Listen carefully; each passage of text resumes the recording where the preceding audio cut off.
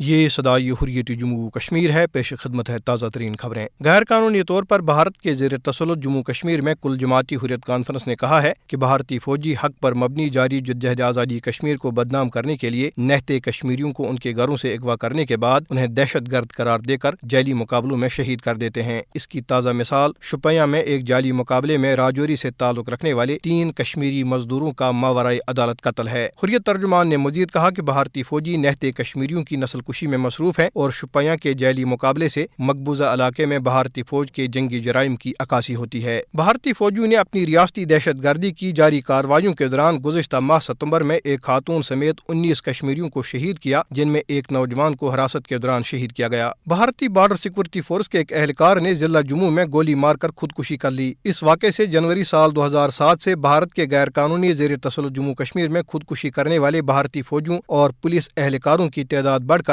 472 ہو گئی۔ قابض حکام نے 2 اضلاع کے سوا پورے مقبوضہ علاقے میں تیز رفتار 4G انٹرنیٹ سروس پر پابندی میں 21 اکتوبر تک توسیع کر دی ہے۔ تحریک کشمیر یورپ اور Kashmir institute of international relations نے غیر قانونی طور پر بھارت کے زیر تسلط جموں کشمیر میں بھارتی فوجیوں کی طرف سے جاری مسلسل خون ریزی اور انسانی حقوق کی خلاف ورزیوں کی طرف عالمی برادری کی توجہ مبذول کرانے کے لیے جنیوا میں اقوام متحدہ کی انسانی حقوق کونسل کے ہیڈ کوارٹرز کے باہر ایک زبردست احتجاجی مظاہرہ کیا۔ بھارتیہ جنتا پارٹی کی فسطائی بھارتی حکومت کی جابرانہ پالیسیوں کی وجہ سے انسانی حقوق کی عالمی تنظیم ایمنسٹی انٹرنیشنل بھارت میں اپنی سرگرمیاں معطل کرنے پر مجبور ہو گئی۔ بھارتی حکومت انسانی حقوق کی عالمی تنظیموں کے خلاف مسلسل مہم چلا رہی ہے اور وہ بھارتی فوجیوں کی طرف سے مقبوضہ جموں کشمیر میں جاری انسانی حقوق کی خلاف ورزیوں کو اجاگر کرنے پر ایمنسٹی انٹرنیشنل کو دھمکیاں دے رہی ہے۔ اس کے ساتھ ہی خبریں ختم ہوئی۔ مودی کے بھارت میں انصاف کا جنازہ ذرا دوم سے نکلے۔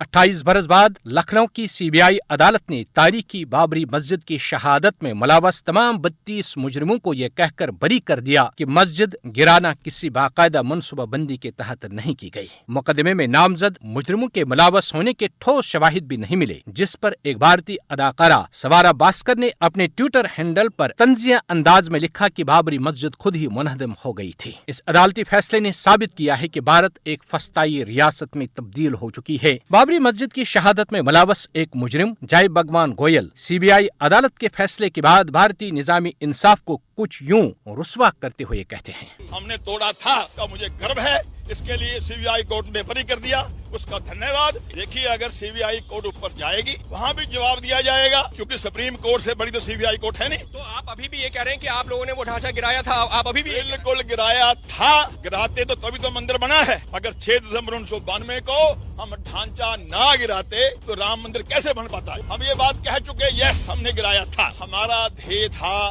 کہ وہ گرنا چاہیے، ہمارا پورا ایجنڈا تھا کہ بچنا نہیں چاہیے، بچنا ٹوٹنا ہی چاہیے، یہ ہمارا بھاو تھا۔ اور اب لاکھوں کی سنکھیا میں لوگ وہاں پہنچے، ہر ایک کاج سیوک کے اندر سوئے ہنومان جی آگے تھے، سب ایک دوسرے کو بدھائیاں دے رہے تھے، جے شری رام کر رہے تھے۔ پربھو رام نے سب کے کرپا کری، ہنومان جی نے کرپا کری، ہندو راشٹر جیتا، ہندو جیتا۔